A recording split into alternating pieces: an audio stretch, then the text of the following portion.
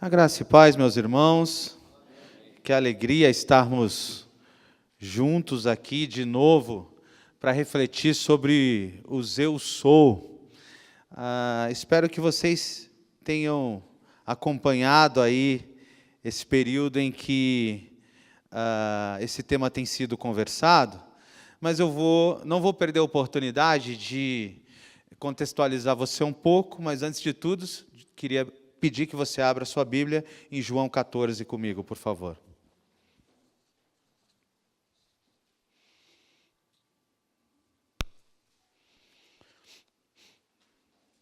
João 14, a partir do versículo 1. João 14, 1.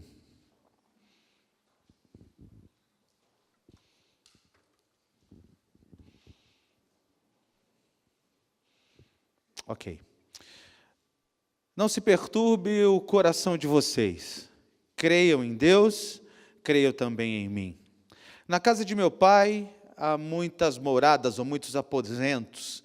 Se não fosse assim, eu teria dito a vocês: vou preparar lugar para vocês. E quando eu for e preparar lugar, voltarei e levarei para mim, e os levarei para mim, para que vocês estejam onde eu estiver. Vocês conhecem o caminho para onde eu vou. Disse-lhe Tomé: Senhor, não sabemos para onde vais. Como então podemos saber o caminho? Respondeu Jesus: eu sou o caminho, a verdade e a vida. Ninguém vai ao Pai senão por mim. Vamos orar? Obrigado, Senhor, pela Tua palavra. Ela, como sempre, é viva. E só a leitura dela poderia já nos edificar essa noite.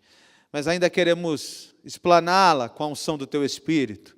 E pedimos que o Teu Espírito dirija esse tempo, que os nossos corações estejam abertos e que o Senhor fale fortemente ao coração de cada um de nós. Em nome de Jesus, amém. Irmãos queridos, nós estamos nesse tema e nesse texto. Na verdade, vocês já viram aí as outras vezes que Jesus falou eu sou, pensando em todo o contexto com que ele dizia isso. Mas antes do contexto em que ele dizia isso, eu quero contar para você e tentar te colocar um pouquinho na situação de um judeu ouvindo alguém dizer eu sou.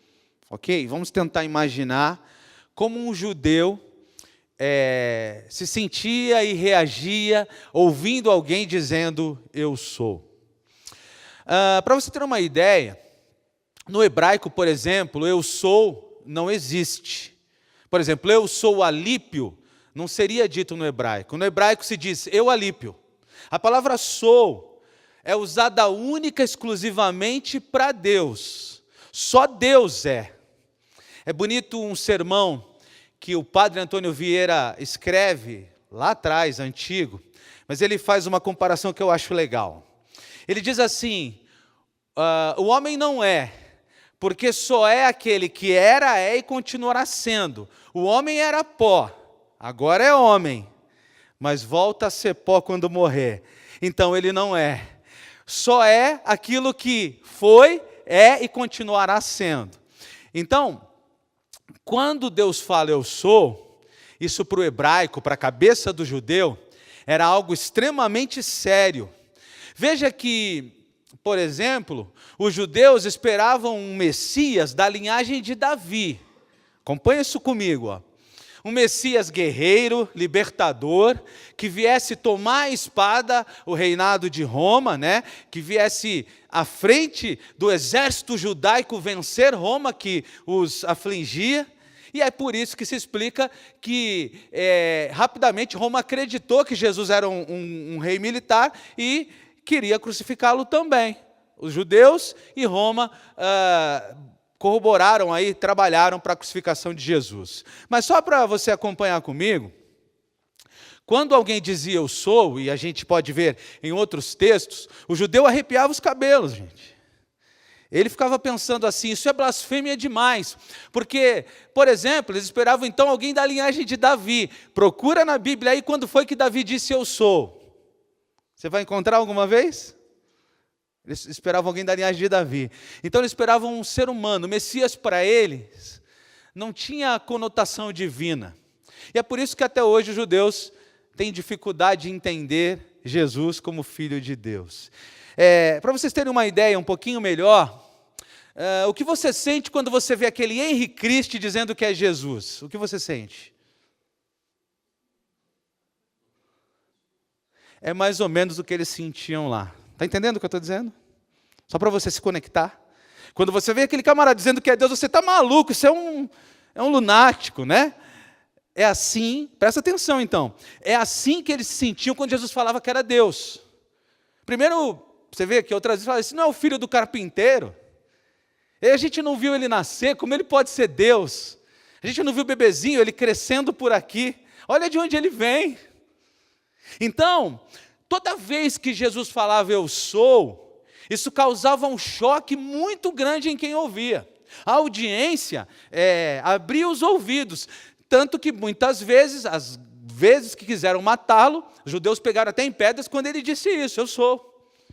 Essa era uma coisa que os judeus não aceitavam, ele se associar a Deus. Ele disse essas palavras, nesse contexto que estamos lendo, João 14, é a 6ª vez que ele diz isso. Ele disse no contexto em que ele estava reunido com os discípulos no cenáculo.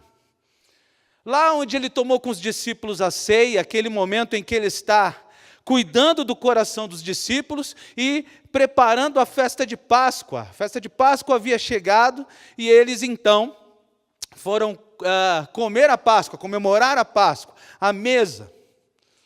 Nesse contexto, você sabe bem, é claro, mas eu só vou conectar você para você não se perder. É lá que Jesus vê, por exemplo, os discípulos brigando para quem sentaria à direita e quem sentaria à esquerda dele. Ele falando em morte, comendo a Páscoa, falando que o pão era o corpo dele, o sangue, o vinho representava o sangue dele, e as pessoas discutindo quem vai sentar à direita, quem vai sentar à esquerda. Foi lá que, por exemplo, ele disse que entre eles havia um traidor. E, meus irmãos, infelizmente, no meio do povo de Deus, sempre vão haver traidores. Claro que não é você, amém? É sempre o outro traidor, né? Bom, deixa para lá, não é o nosso tema da noite. Foi ali também, no contexto desse texto, que ele diz a Pedro que Pedro iria negá-lo. Pedro diz, de jeito nenhum, Senhor, eu vou contigo onde só for, eu não te abandono de jeito nenhum. E o capítulo 13 mostra para a gente, Jesus dizendo assim, não, ainda hoje, antes que o galo cante, você me negará 3 vezes. É nesse contexto em que tudo isso está acontecendo, e Jesus faz uma coisa extraordinária.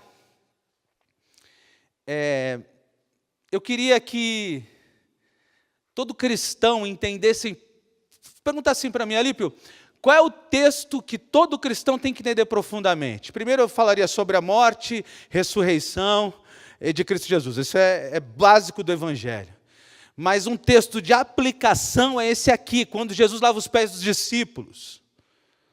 Quando ele se ajoelha ali com aquele balde, aquela bacia, isso está no contexto desse texto, lava os pés dos discípulos, ele está mostrando para os discípulos e para nós, que também somos discípulos, o tipo de ministério que ele espera de cada cristão.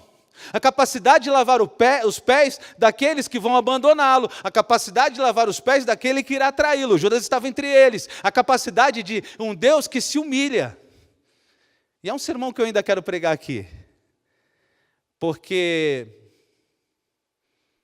infelizmente, meus irmãos, eu tenho encontrado cristão muito arrogante, e cristão que eu não consigo ver Jesus nele, pela arrogância, altivez. O povo de Deus foi chamado para servir, para se humilhado, ainda assim glorificar Deus, e para, se preciso, se humilhar para que o Evangelho seja pregado. Gente capaz de colocar de lado o seu orgulho e as suas convicções, a sua altivez, para que o Evangelho cresça. Como disse João Batista, importa que ele cresça e eu diminua. É nesse contexto, então, que ele lava os pés dos discípulos. E ele conta então para aqueles discípulos que ele iria partir. Olha, eu vou partir. Eu vou para um lugar que vocês não poderão ir comigo. E aí começa a polêmica. É por isso que o versículo 1, você viu aí, não se perturbe o vosso coração. Por quê? Ele havia dito, eu vou morrer, eu vou partir. Está vendo o pão? O meu corpo vai ser partido como pão. Está vendo o sangue? O meu sangue vai escorrer como pão. E os próprios discípulos ainda não entendiam muito bem esse negócio de o Jesus morrer. Há uma ideia que teólogos até sérios defendem, muito embora eu não concorde com eles, mas eu vou contar para vocês terem uma ideia como isso é forte. Alguns teólogos defendem que Judas, ele entrega Jesus para fazer Jesus se mover e juntar o exército para lutar com Roma. Ele nunca, segundo essa corrente, ele nunca esperava que Jesus ia ser morto. E ele viu Jesus fazer grandes milagres. Ele achou assim, agora, quando Roma vier pegar Jesus, na verdade não foi Roma, ele entregou para os religiosos. Quando eles vieram pegar Jesus, Jesus vai se manifestar e vai mostrar que ele é Deus, vai liderar o exército. Para vocês terem uma ideia como era pirada a cabeça daquele pessoal lá ainda, viu, gente? Eles ainda não tinham muita certeza. Jesus diz assim, eu vou morrer. E o coração deles se turba. E nesse contexto, então, a gente precisa lembrar que eles também, muito provavelmente, tinham a ideia de que eles iam com Jesus libertar o povo judeu de toda a opressão romana, e não que eles iam com Jesus implementar o reino dos céus. Entende aqui, gente? Eles estavam 3 anos com Jesus e provavelmente ainda não tinham entendido. Então essa era a última semana do ministério de Jesus e aquele lugar estava fervilhando. A gente sabe, Judas pela ganância atrai, e nesse clima tenso então, Jesus diz que iria morrer e queria deixá-los por um tempo. 2 coisas importantes aí. A iminência da morte de Jesus fez com que eles refletissem sobre a morte e o coração deles se perturbasse. Eu queria falar um pouquinho sobre a morte, porque é um tema que eu não vejo muito bem tratado pelos ocidentais. O oriental, desde o primeiro dia de vida, ele já está refletindo sobre morte. Ele se prepara para a morte. Ele conversa com os filhos sobre morte. Ele diz que para todo mundo que ele vai morrer. O ocidental, você fala, um dia você vai morrer, ele quase faz o sinal da cruz. Cruz, credo, pastor, vira essa boca para lá. E a teologia da morte é uma teologia importante. Até porque, se você morrer amanhã, você sabe para onde você vai. Amém ou misericórdia? Ih, eu vi uns que estão indecisos aí. Todo lugar, tem indecisos nas eleições, tem indecisos em todo lugar, né, gente? Você precisa saber para onde vai, hein? Cuidado. E a teologia da morte é extremamente importante, mas veja que os discípulos não tinham isso muito bem definido. O coração deles se perturba. E aí entra um personagem interessante aqui. Porque Tomé tipifica muitos de nós. Tomé é conhecido como discípulo do quê? É o ver para crer, não é? É o cara que duvida. É o cara que está sempre fazendo perguntas. É o camarada que precisa tocar na ferida. Então, quando Jesus diz isso, e para mim ele diz para provocar, ele diz assim, ó, eu vou morrer, fiquem tranquilos, eu estou preparando o lugar para vocês, e vocês sabem para onde eu vou? Ele sabia o que estava no coração de Tomé. Ele falou isso propositalmente para Tomé dizer assim, ó, Senhor, a gente não sabe para onde o Senhor vai, versículo 5. Nós não sabemos para onde o Senhor vai, não sabemos o caminho. Como é que a gente vai ficar tranquilo? E aí, Tomé aqui, eu acho que representa um pouquinho de nós, às vezes, nas nossas incertezas, e mostra bastante misericórdia de Deus, né? Eu não sei se já falei para vocês, mas é tão bonito para mim ver Tomé precisando tocar na ferida.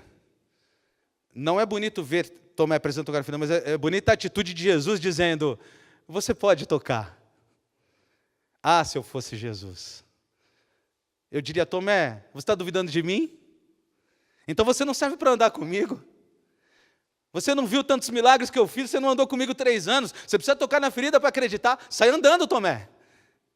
Mas é tão bonito ver Jesus entendendo o coração de cada pessoa e sabendo o que cada pessoa precisa e caminhando em direção ao que cada pessoa precisa. Um dos textos mais lindos para mim é esse, engraçado, né? Ver Jesus não precisando dar satisfação para ninguém, mas ele deixa Tomé tocar as feridas dele, porque ele sabia que isso ia de alguma forma produzir bons frutos no coração de Tomé, e segundo a tradição da igreja, produziu mesmo. Bom, os discípulos estavam tristes por causa de temas morte, entrega, cruz, não era o plano deles para Jesus. Eles estavam tristes devido à iminente partida de Jesus, e eles iam se sentir isolados, eles se sentir solitários. Eles estavam tristes também, de repente ali a ficha já tinha caído, porque estavam lutando por lado direito, lado esquerdo, enquanto Cristo estava se entregando. Veja que essa discussão foi antes dele lavar os pés. Quando ele lava os pés, ele deve ter colocado o ego daqueles homens no chão e mostrado assim: aqui não é o reino de quem vai sentar de um lado e de quem vai sentar do outro. Aqui é o reino do serviço. Aqui não é o reino de quem é maior. Aqui é o reino de quem serve. Eu chamei vocês para servirem. E vamos fazer isso. Com certeza estavam perplexos com a possibilidade de um dos discípulos trair e outro negar. E eles talvez estavam confusos. E Jesus então vem consolá-los nesse contexto. Então ele diz assim: olha, confiem em mim e confiem no Pai. Veja aqui, ó, não se perturbe o coração de vocês, creiam em Deus e creiam também em mim. É interessante porque, eu não sei você, mas muitos são os motivos que eu encontro para ficar com o meu coração perturbado. Muitos são os motivos que me levam a reflexões e vivências que me entristecem, que tentam abalar minha fé, que tentam me fazer enxergar de forma distorcida o meu Deus e o reino dele. E Jesus vem aqui consolar os discípulos: não se perturbe o vosso coração, creiam em Deus, creiam também em mim. Aqui ele dá uma receita para a gente. Nos dias que estiver tudo embaçado na sua frente, no dia em que você estiver com o coração turbado, nos dias de tristeza, não é sair se lamentando, não é sair fazendo besteira, não é abrir a boca e falar um monte de bobagem. Nesses dias, creiam em Deus e creiam também em mim. Receita de Jesus para os dias difíceis. Eu sei, nos dias difíceis, às vezes a última coisa que a gente faz é buscar a Deus, a gente quer ir resolver as nossas coisas, infelizmente. Mas olha aqui uma receita interessante, talvez para você colocar lá no seu armário, no seu guarda-roupa ou em algum lugar: dias difíceis, crer em Deus e crer também em Jesus.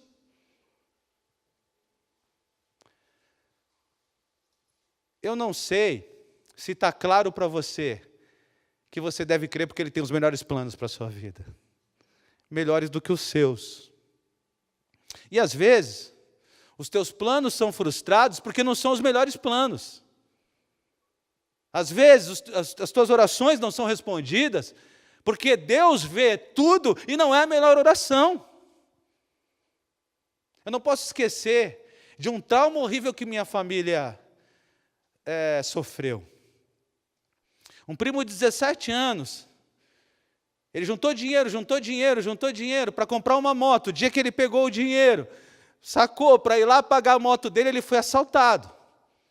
Cristão, começou a blasfemar contra Deus. E disse: Deus não me ama. Eu com 17 anos trabalho tanto, ajudo minha família, ainda guardei meu dinheirinho para comprar minha moto. Deus não me ama. Voltou de novo a guardar dinheiro. Guardou dinheiro, comprou a moto. Ele parou a moto na frente de casa, foi chamar a mãe para ver a moto. O que aconteceu? Roubaram a moto. E ele disse: Deus não me ama. Ali, infelizmente, foi a gota d'água para ele. Ele parou de ir na igreja. ele comprou a terceira moto. E 8 dias com aquela terceira moto, ele sofreu um acidente fatal. A gente chorou muito. Doeu muito na minha família isso. Por causa de uma história tão triste dessa, eu aprendi que nem tudo que eu acho que é bom. Que nem tudo que eu acho que tem que ser para mim é. E nem todos os meus planos precisam acontecer, porque eu não enxergo um palmo adiante do meu nariz nas questões espirituais e no meu futuro. Por isso Jesus está consolando aqueles homens, dizendo assim, olha, não se turbe o vosso coração, creia em mim, creia também em Deus, creia em Deus, creia também em mim. E essa é uma boa receita para os dias difíceis. E ele diz, ainda mais, porque a casa de meu pai há muitas moradas. Deixa eu perguntar o que você pensa quando Jesus diz isso. Qual a tua interpretação desse texto? Você quer me ajudar?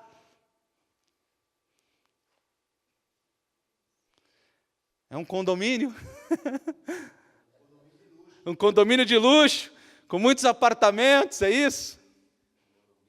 É isso aí? A casa de meu pai tem muitas moradas, então é o condomínio do céu. Bom, primeiro que Deus não tem casa. É isso aí. Primeiro que Deus não tem casa, condomínio sem síndico é o sonho de consumo de alguns aí, viu, meu irmão? Os síndicos vão ligar aqui para boas novas depois dessa brincadeira, né? Mas olha, primeiro que Deus não tem casa. O que ele está dizendo é o seguinte, eu tenho muitos lugares preparados perto de mim. É uma antropomorfia, ou seja, uma forma de dizer do jeito que a gente entenda. O que ele está dizendo é, vocês vão andar com Deus, morar com Deus, estar com Ele. Não vai pensando que tem a ver com edificação, mas tem a ver com aproximação. O Santo dos Santos, o templo que eles conheciam, só um entrava. Na casa de Deus, no Santo dos Santos, só tinha lugar para um, o sumo sacerdote. Agora, no lugar que Jesus tem, há lugar para todos, na presença de Deus, com Ele, andando com Ele, vivendo com Ele, tendo comunhão com Ele. Entende isso que ele está dizendo? Ele está quebrando a dimensão daquele templo e daquela morada. Ele está dizendo assim, ó, não é mais um lugar, não é uma pessoa a mais, mas tem lugar para muita gente. A ideia é de caminhada, de estar juntos. E quando ele diz, eu vou preparar lugar, ele está querendo que os discípulos entendam que essa preparação tem a ver com a sua própria morte. Ele está querendo que os discípulos entendam que preparar o caminho significa, eu vou para a cruz, é por isso que eu vou morrer.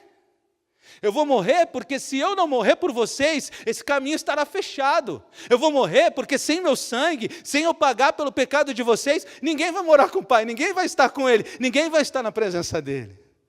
Quando ele diz que vai preparar lugar, ele está dizendo para aqueles discípulos, olha, eu estou indo morrer, eu estou indo para a cruz, para que vocês tenham habitação ao lado do Pai.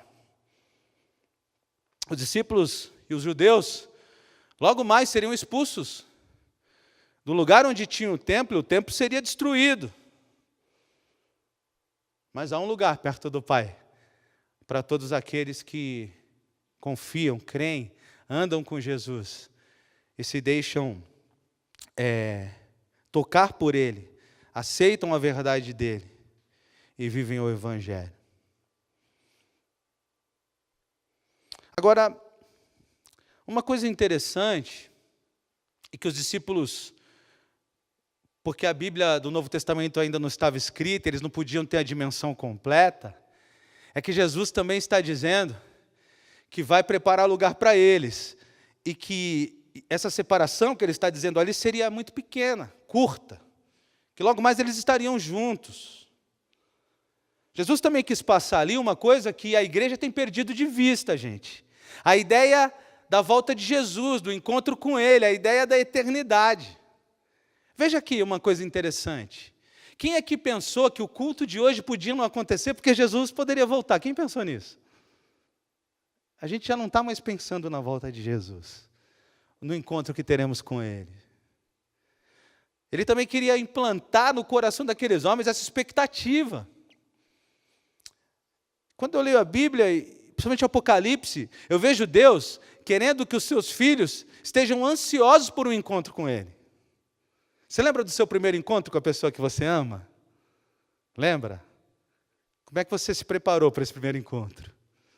Como é que foi esse dia que você pensou, né? Como é que você se arrumou? O que você imaginou para esse primeiro encontro? Se você está do lado dela, fala assim, foi inesquecível, meu amor. E seja abençoado. Se você está do lado dela, dá um abraço e fala, foi inesquecível esse dia, eu não poderia esquecer nunca. Foi tudo bonitinho, foi tudo bonitinho.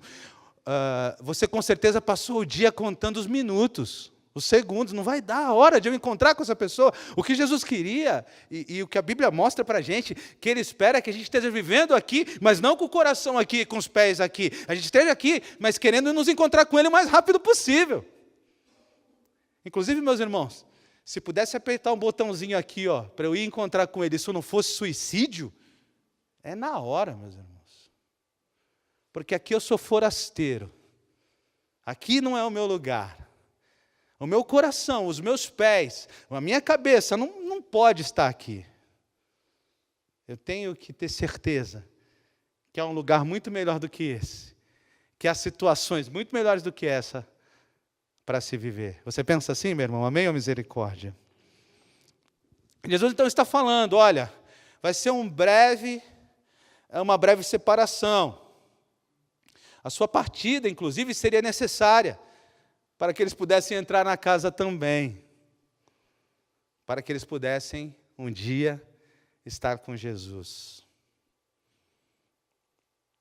Bom, esse é o pano de fundo. E aí Jesus vem com esse lindo eu sou, o de hoje, que é eu sou o caminho, a verdade e a vida, e ninguém vem ao Pai senão por mim. Aqui é o eu sou dos mais fortes, porque ele está colocando claramente a condição para ser do reino, para estar com o Pai, em passar por ele, é o caminho dessa condição. E aqui, mesmo no português, esse texto tem um efeito extraordinário, se a gente pensar, como Jesus deixa claro a sua missão de ser o caminho, a verdade e a vida. Vamos lá. Quem é bom em português, eu sou essa letra o que ela é? Ela é um verbo? Ela é um artigo. O que mais? Definido, masculino, singular. Quem é bom de português sabe o que quer dizer isso? É único. Único. Jesus está dizendo aqui que Ele é o único caminho, a única verdade e a única vida. Era isso que Ele queria plantar no coração dos discípulos. E é isso que nós vamos conversar ainda nos próximos minutinhos aqui. Primeiro, o que é o caminho? Se é único, ele não é um caminho dentre muitos outros. Ele não é uma opção de caminho. Ele não é um caminho de inclusão, que inclua-se outros caminhos. Na verdade, é sempre o único Deus, o único Evangelho, a única palavra, o único Jesus. Jesus é absolutamente exclusivista. Essa ideia de todos os caminhos levam para o céu, quando você vê alguém falando isso, com muito carinho diz assim, olha, não é isso que a Bíblia diz. Com todo respeito eu quero dizer para você que não é isso que a Bíblia diz. Quem já ouviu essa frase? Todos os caminhos levam ao Deus ou levam ao céu? Rechace isso com carinho. Diga para a pessoa assim, olha, eu quero falar isso com carinho. Você pode não acreditar na Bíblia, eu não quero nem falar de mim, para você não arrebentar com a sua... Eu não vou falar nem do que eu penso, mas falar do que a Bíblia diz. E a Bíblia diz que não há muitos caminhos, existe um caminho só. Não existem outros caminhos e nem atalhos. Meus irmãos, os judeus tentaram atalhos, tentaram cumprir as leis, tentaram criar cercas para proteger a lei. Você sabia que no sábado um judeu não cuspia no chão? Você sabia disso? com medo de que a saliva dele encontrasse uma semente ao solo e essa semente fosse regada e isso gerasse trabalho. Quanta maluquice, não, os judeus, eu amo vocês. Mas tentaram atalhos. Não há atalhos. Não tem outras rotas. A expressão popular sempre vai tentar achar possibilidades. Mas só Jesus é a porta para o céu. Ele é o único mediador entre Deus e os homens. É o único salvador do mundo. E olha,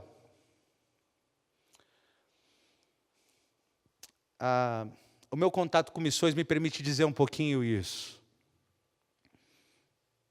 O grande problema do futuro não vai ser a apostasia apenas. Vai ser o sincretismo. Religiões misturando com religiões e daqui a pouco tentando dizer que é tudo igual. E momentos como esse, os verdadeiros cristãos vão dizer, não é tudo igual. Não é tudo igual. Tem um teólogo americano, descendente de árabe, que já está vendo Alá e Deus, Maomé e Jesus. E essas viagens vão começar a acontecer. Vem aqui, é tudo muito parecido. Olha, nós somos todos iguais. Vamos andar juntos. Para que essa separação? A separação nós não precisamos mesmo. Inclusive, precisamos estar perto para evangelizar. Mas nós não acreditamos que o sincretismo seja um caminho, a junção das religiões seja um caminho. Só há um caminho, e o caminho é Jesus. Qualquer outra ideia, qualquer outra busca, qualquer outra forma de salvação é totalmente antibíblica e vai terminar em inferno. Deixa eu dizer aqui uma coisa para vocês. Nós estamos no tempo em que tudo tem seu preço. A pós-modernidade, a busca pelo prazer, a meritocracia, todas essas coisas levando a gente para entender de que tudo tem seu preço. E uma das maiores dificuldades é entender que Jesus é o caminho e nos deu a salvação pela graça e de graça, para nós, para ele não. Uma das formas de afrontar Jesus é querer pagar por essa salvação. Uma das formas de afrontar a salvação, eu não estou falando de santificação, tá, gente? A santificação é o resultado de quem é salvo, natural. O Espírito vai levar você para a santificação, não estou falando disso. Eu estou falando que a salvação não se compra. Ela não tem preço. Foi essa verdade, uma das que eu encontrei, mas essa muito forte, que me tirou lá do kardecismo. Quando alguém falou assim, se você reencarnando pode ser salvo, para que Jesus veio aqui e morreu? Porque o kardecismo que eu frequentava acreditava em Jesus, viu, gente? Olha a loucura, olha o sincretismo aí. Você acredita em Jesus? Acredito. Então, para que ele morreu? Se você podia se salvar reencarnando? Um cristão me fez essa pergunta, me deixou muitas noites sem dormir, e ali começou o meu caminho para buscar a fé coerente. Uma pergunta. Um cristão autêntico sempre tem boas perguntas, viu, meus irmãos? Estamos precisando de boas perguntas. Até aqui tudo bem, Jesus é o caminho. Perguntas sobre isso? Ajudas, considerações? Não? Alguém quer sair do caminho? Misericórdia, hein, irmãos? Misericórdia, hein? Ok, mas não só o caminho, ele diz que ele é a verdade. E aí já algumas coisas, ele não é um enganador, tudo que ele fala é verdadeiro. Ele é cheio de graça e de verdade, como as Escrituras dizem a respeito dele mesmo. E aí, há uma distância muito grande em viver a verdade e ser a verdade. Em dizer a verdade e ser a verdade. O dizer a verdade, eu posso dizer a verdade hoje, mentir amanhã. Jesus é verdade em tudo que ele fez, tudo que ele falou, tudo que ele ensinou. É a plena expressão da verdade. E aí, gente, a gente precisa aprender uma coisa no nosso tempo. Esse negócio de que a verdade é relativa, cada um tem sua verdade, é um outro problema. Eu acho que vai um monte de gente para o inferno, porque tem muito cristão dizendo assim, essa é a verdade dele. Ele acredita que ele vai para o céu fazendo a macumbinha dele de sexta-feira, eu não vou me meter, essa é a verdade dele. Meus irmãos, não tem verdade de ninguém, tem verdade de Deus, que é Cristo. E a verdade dele é uma mentira terrível. E esse alguém que está com a verdade dele, que você não leva a palavra, não acorda, não chacoalha essa pessoa, ele está indo a passos largos para o inferno. E eu e você precisamos dizer assim, olha, isso é mentira, porque a verdade é Jesus. Ele não é uma dentre muitas verdades, ele é a única verdade. Ele não é uma das teorias dentre as muitas, ele é a única teoria. Ele é o único capaz de levar a gente a ter uma vida de verdade. Agostinho de Hipona, conhecido na Igreja Católica como Santo Agostinho, interessante, ele deve remoer, ele deve revirar no túmulo, sabendo que ele é chamado de santo, né, nesse sentido. Agostinho, excelente teólogo. Agostinho, já lá atrás, compilou doutrina de salvação, século 3 para 4. Agostinho, extremamente capaz e inteligente, né? Mas ele dizia uma coisa interessante. Dentro do homem, há um vazio do tamanho de Deus. Esse vazio, ele só pode ser preenchido com a verdade que é Jesus. Enquanto Jesus não te encontrar, ou você não for encontrado por Ele, esse vazio vai permanecer.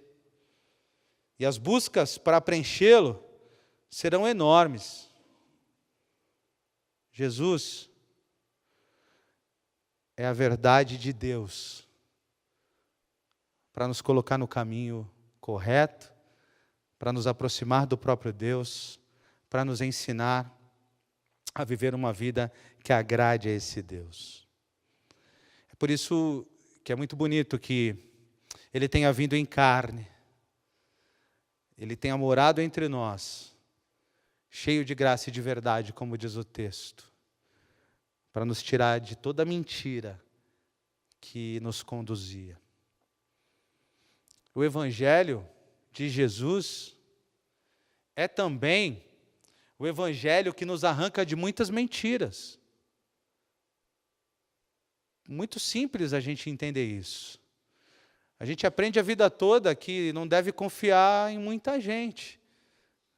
A gente fala com orgulho, às vezes, de ter só 5 amigos e contá-los nos dedos das mãos. A gente aprende que tem que ser desconfiado, distante. E Jesus diz assim, ama teu inimigo, é diferente.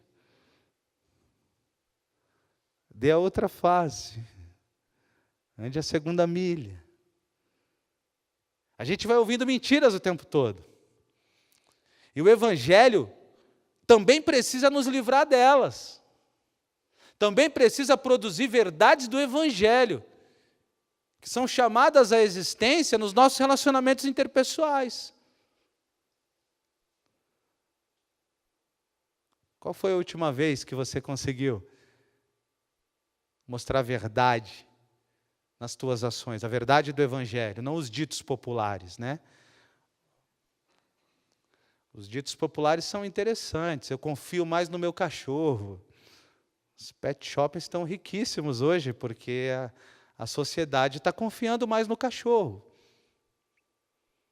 Jesus manda a gente confiar nas pessoas, amar as pessoas, mesmo que elas nos odeiem, mesmo que elas nos firam.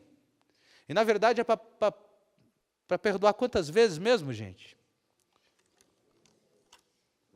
70 vezes 7. Na minha casa, meu pai dizia que eram 3 vezes. Jesus me libertou dessa mentira. E já te libertou também? Amém ou misericórdia?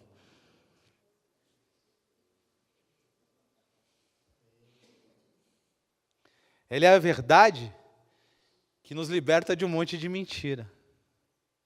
Inclusive da mentira do nosso coração enganoso, que vive teimando em não fazer a vontade dele. Ah, mas se eu perdoar 70 vezes 7, a pessoa vai me... Eu não sou bobo? Não. Você não é bobo mesmo. Você só pratica o verdadeiro evangelho. E ele produzirá efeitos. Quando alguém te fere, geralmente essa pessoa está esperando que você reaja da mesma forma. Jesus só está ensinando a gente a mostrar que tratar diferente traz consequências diferentes.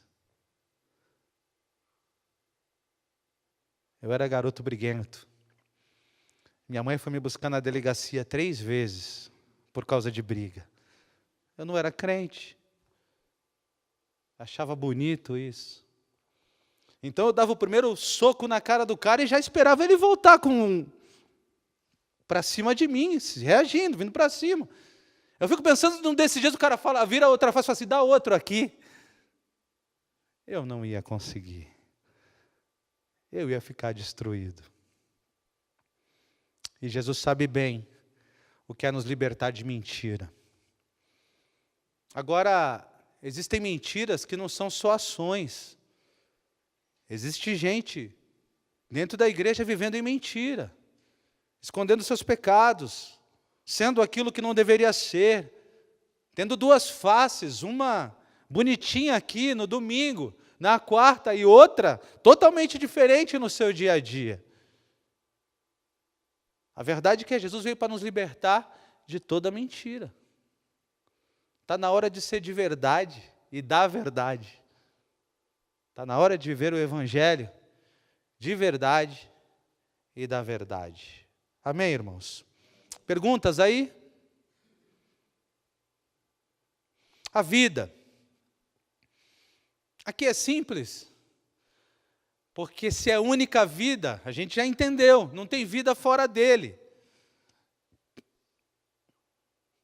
Porque a verdadeira vida não é essa, mas é a vida eterna. O pecado separou o homem de Deus e o matou espiritualmente. O homem sem Deus está morto. E só Jesus pode reviver o homem. O homem sem Deus é escravo do pecado, do mundo, da carne, do diabo, como diz Pedro. E Jesus dá a vida, até porque só Ele tem. Repetindo, nenhuma religião pode tirar alguém da morte espiritual. Nenhum ritual pode levantá-lo da sepultura existencial. Somente Jesus tem vida, conhece a vida. Somente Jesus pode dar vida, porque somente Ele a tem. Só que Ele não oferece qualquer vida. Se tem uma coisa que é bem contradizente, é crente triste. Momentos tristes, tudo bem. Mas o crente hard haha, isso é do meu tempo, era uma hiena que vivia assim, ó céu, ó dia, ó vida, ó azar, no desenho animado. É contradizente demais. Porque imagine que tenha algo que você sonhe e que você queira, e que se você tivesse isso, iria te causar a felicidade até os últimos dias de vida seu. Consegue imaginar alguma coisa que você quisesse, um sonho, uma coisa que você fala, se isso eu conseguir, nunca mais, eu não deixo nada me entristecer, porque quando alguma coisa vai me entristecer, eu vou lembrar que eu tenho isso aqui.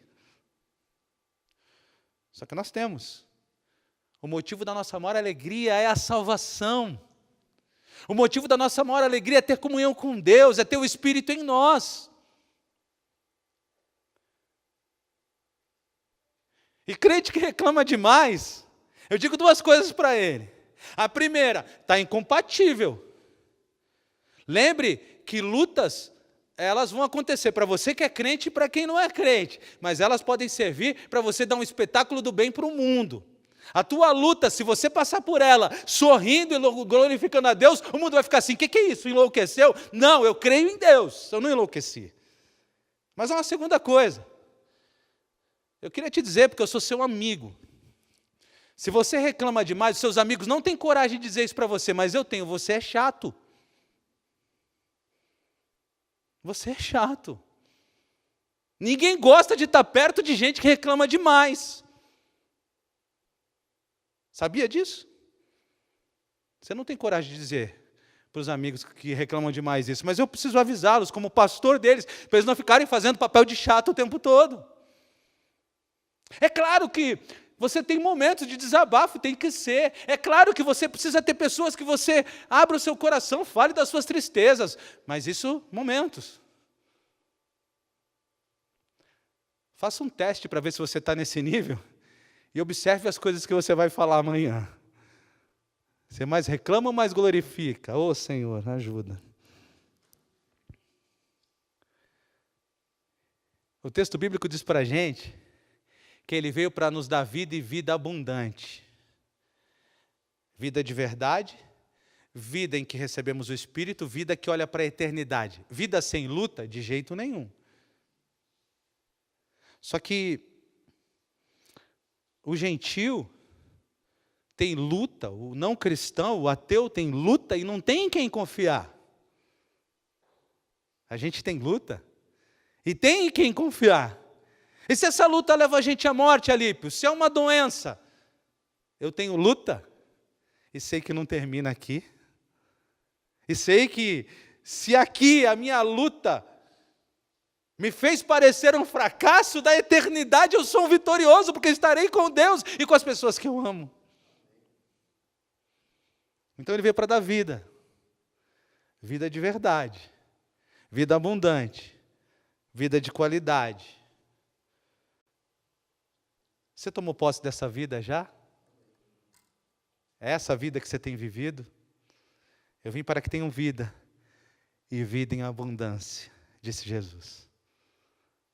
Eu vim para que tenham vida e vida em abundância. João 15, um dos eu sous, que vai ser o último, semana que vem. Jesus fala sobre a videira verdadeira, permanecer em mim, eu permanecerei em vós, tal. Versículo 11, ele diz assim, eu digo essas coisas para que a minha alegria esteja em vós e a vossa alegria seja completa. Ele está dizendo assim, ligados a mim, a alegria de vocês precisa ser completa. Porque você já tem a coisa mais importante que sou eu. E quando a gente reclama de coisas menores que nós não temos, de certa forma, irmãos, a gente blasfema com o que de melhor temos. Eu não tenho Fusca, mas eu tenho, sei lá, o carro que você pode imaginar aí. Já está no tempo de você ter uma espaçonave, né? O negócio está tão evoluído. E a gente está olhando as coisas pequenas. E não olhando o que é de melhor que nós temos, que é o nosso Deus, a presença dEle conosco, é a nossa salvação. Toda vez que você não se sentir vivendo a vida abundante, lembre dessas coisas, porque Ele oferece esse tipo de vida. E aí Ele diz, caminhando para terminar, ninguém vai ao Pai senão por mim. Em outras palavras, não existe nenhuma verdade redentora que não seja Cristo. Não há esperança. Não há ninguém capaz de conectar o homem ao Pai. Quando eu prego esse texto, e eu quero encerrar, eu lembro da história do Cícero, que serviu o exército comigo. Nós estávamos no curso de cabo e recebemos a missão de entrar num lugar simbolizando uma caixa d'água. Os militares sabem bem que quando há guerra, as pessoas elas protegem pontos importantes. Então, estou em guerra, vou proteger minha água para ninguém envenenar as pessoas, o exército, vou proteger a eletricidade. Então, essas coisas ficam protegidas na guerra. Os soldados guardam isso. Então, a gente foi fazer uma simulação de envenenar uma caixa d'água. Era só uma simulação. E os soldados militares, então, ficaram todos em volta daquele lugar, era um morro, e nós fomos subir, por um único lugar que eles não poderiam nos ver, e eu e o Cícero fomos para fazer essa incursão. O Cícero, eu gostava muito dele, o Cícero, eu chamava ele de ninja. Adotado por um japonês, bom de karatê, e criado no sítio, na fazenda. Eu falei, esse é o cara para eu andar com ele, no meio do mato aqui. E aí, quando então nós fomos para fazer a incursão, nós vimos 2 cachorros que pareciam um elefante. Eu não sei se eu estou exagerando, mas é o que eu vi, tá? Não sei se era o medo. Eu não sei se era o medo. Era aqueles dog alemão, eu não sei. O bicho era grande. Os 2 dormiam assim. O Cícero se jogou no chão. Eu falei, rapaz, esse cara se jogou no chão, eu também me jogo. Ele rolou para lá, eu rolei para cá. E ele ficou se rolando no chão, eu olhando para ele, fazendo igual, fingindo que eu sabia de tudo. Quando terminou, ele falou, agora a gente não fala mais nada. Você vai fazer o seguinte, onde eu tirar meu pé, você coloca o seu. E assim a gente vai chegar lá. Aí o Cícero foi, paciente como alguém criado por um oriental. Detalhista. E lá, ele punha o pé, ele tirava, eu colocava o meu. E fomos. Passamos pelos cachorros e chegamos no objetivo. E aí eu perguntei, Cícero, me explica aqui algumas coisas. Por que você rolou no chão? Ele disse, para tirar o meu cheiro e colocar o cheiro do mato. Eu falei, você é inteligente. E por que eu tive que colocar o pé onde você tirava? Ele falou, você é ocidental. Desastrado. Você ia pisar em alguma coisa que ia acordar os cachorros. Aí eu fiz a terceira pergunta. E se os cachorros acordassem? Ele disse, eu estava pronto para eles. Tirou 2 facas assim da fada. Eu falei, que beleza. E aí eu penso que essa história tem tudo a ver com eu sou o caminho, a verdade e a vida. A gente tem que andar com Jesus, bem pertinho, passo a passo. Ele tira o pé, a gente põe. Para que a gente esteja sempre perto dele. Para que a gente não perca o caminho. Para que se os riscos acontecerem, os cachorros acordarem, ele resolve. Mas mais do que isso, não precisamos estar cheirando a mato, não. Mas precisamos ser o bom perfume de Cristo. Precisamos estar cheirando a Jesus, cheirando ao Evangelho, nessa caminhada toda. Que é para os inimigos não virem para cima da gente. Que você entenda que Ele é o caminho, a verdade e a vida. E que você busque andar nessa direção. E seja abençoado por Ele. Amém, meus irmãos?